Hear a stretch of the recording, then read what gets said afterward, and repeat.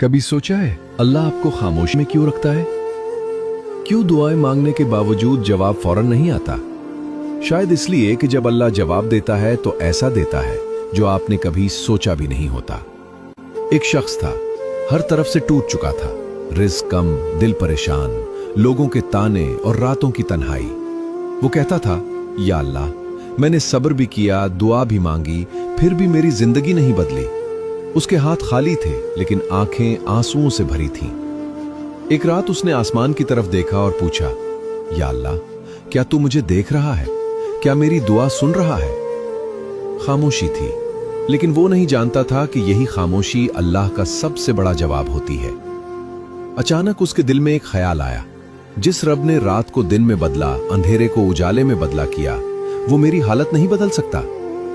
वो सजदे में गिर गया, अल्फाज खत्म हो गए, आंसू बोलने लगे और दिल ने कहा, या अल्लाह, मैंने सब पर भरोसा किया लेकिन अब सिर्फ तुझ पर है। अल्लाह कुरान में फरमाता है, फ़इन्ना माल उसरी युसरा, बेशक हर मुश्किल के साथ आसानी है।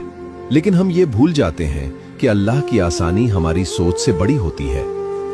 अल्लाह बंदे को फौरन नहीं आजमाता, पहले तोड़ता है, गुरूर तोड़ता है, तकब्बुर तोड़ता है और फिर बंदे को खुद से जोड़ता है। क्योंकि अल्लाह जानता है जब तक बंदा टूटता नहीं वो झुकता नहीं। वो शख्स बदलने लगा, शिकायत कम, सजदा ज्यादा, मायूसी कम, यकीन ज्यादा। और फिर एक दिन ऐसा हुआ जो उसने ख्वाब में भी नहीं सोचा था।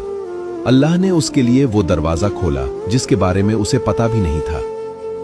याद रखो, अल्लाह देर करता है, अंधेर नहीं। वो आजमाता है, छोड़ता नहीं, और जब देता है तो इतना देता है कि बंदा सजदे में गिर जाता है। अगर आज आप परेशान हैं तो ये वीडियो इत्तफाक नहीं है, ये अल्लाह की तरफ से एक पैगाम है। मैं सब देख रहा हूं, मैं सब सुन रहा हूं, बस सब्र रखो, मैं तुम्हें अकेला नहीं छोड़ूंगा।